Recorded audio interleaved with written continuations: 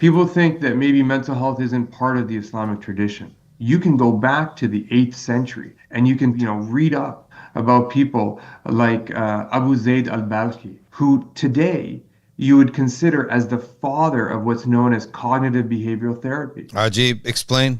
You read this book that he wrote then. It was called The Sustenance of the Soul. Today we talk about cognitive behavioral therapy. We feel that this was a theory, and you can go to schools, and in my school they're teaching it like this. They said it's a theory that started in the 1960s. Hmm. Okay.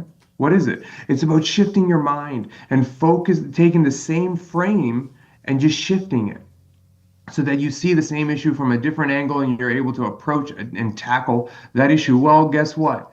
In this book, Sustenance of the Soul, and you can get it. You can get it. It's on Amazon. It's an audio book. You can get the translation of it.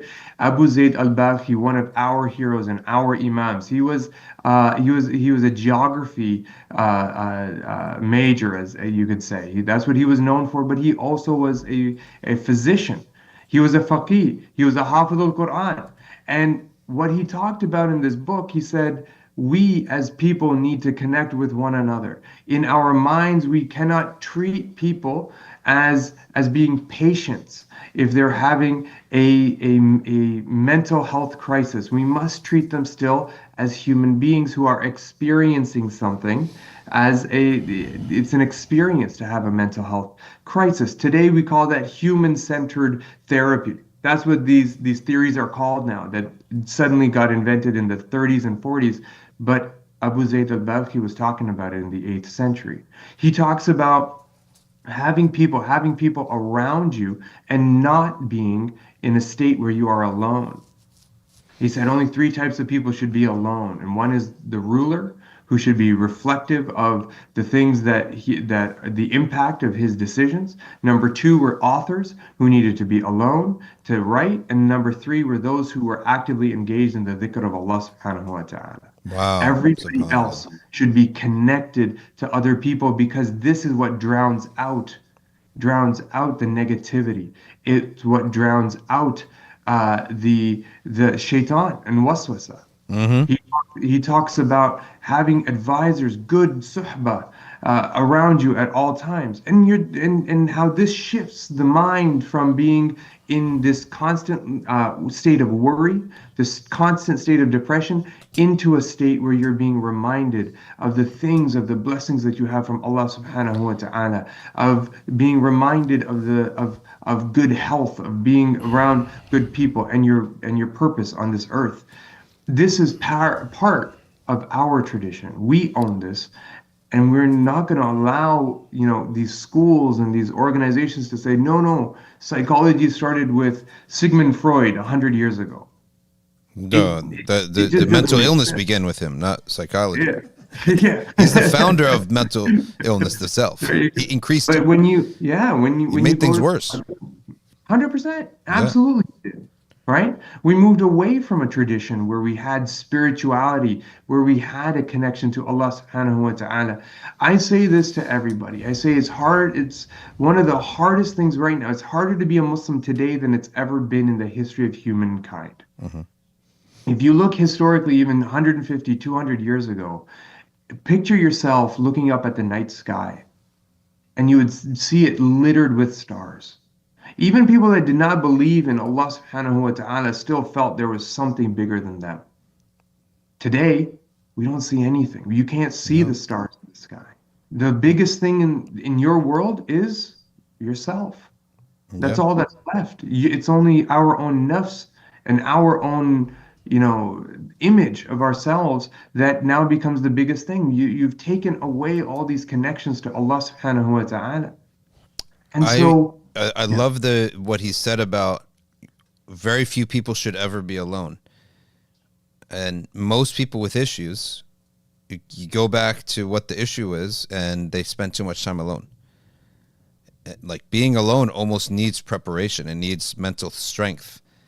And subhanAllah, a lot of the people that have quirks, that forget mental illness, just too quirky to survive in society.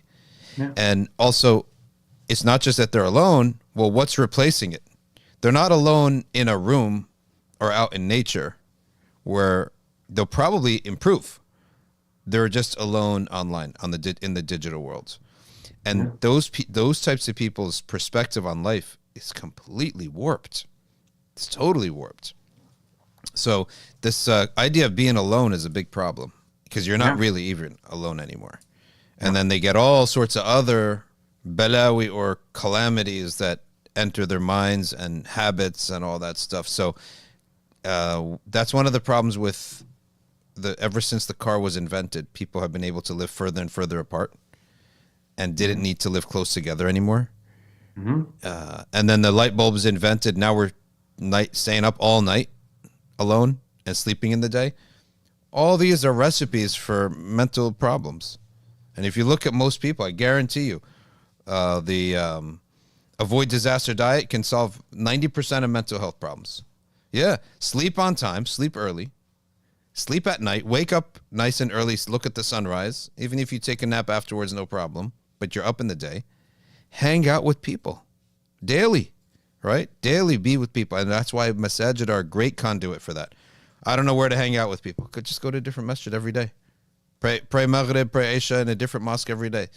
I know guys, their life is a bit different. They don't have a lot of stuff in their life. They pray Maghrib, they put a chair out and they just sit there, right? Anyone who walks in the masjid, they chit chat with them. I don't know what's going on in his life, but he's solving it properly. Their problems get solved. So, I also don't want to discount that there are obviously legitimate mental health mhm, uh, issues, and we need to be in a position, especially in our Muslim communities, to be open to talk about it, to go and seek the professional help that mhm, we need. And we are part of that, part of this ecosystem that is allowing for that. One of the busiest days of the years that we get calls is Eid. And you wonder why. You're like, okay, well, what's the issue? And oftentimes what you get is loneliness. Well, okay, well, why don't you go? Why didn't you? Did you go to the masjid? Did you go and celebrate Eid with the community? And a lot of times people say, yes, I did. I went there, but nobody came to say Eid Mubarak to me. subhanAllah. And they said Eid Mubarak to their clique and their group and their community, but nobody said it to me. And I said, this can't be true. And I gave it a shot. I said, let me try this. I went to a masjid that I don't normally go to, and I said, all right, let's go see. As for Eid, I stood there. And sure enough, thousands of people, like 1,000 people were probably in and out of where I was. I was standing in a gym. The only time, and it's a joke, but it's kind of sad. The only time anybody interrupted or interacted with me was like, excuse me, brother, can you move out of the way? I want to get my samosa, Hmm. you Yeah, know? but also I asked those people, did you say Eid Mubarak to somebody? Who are you, Sure some enough. prince, to be told Eid Mubarak? Yeah. You weren't raised properly, that type of person, right? Yeah. He's the center of attention. Who are you to be told Eid Mubarak, right? Yeah. Why is that a big deal? Why should I talk to you? Yeah. We should always take the approach of blaming ourselves. Of Did course. you say Eid Mubarak to the people, right? I Yeah. know a guy, he says, the masjid is such a lonely place. I come here, no one talks to me. You don't talk to anyone either.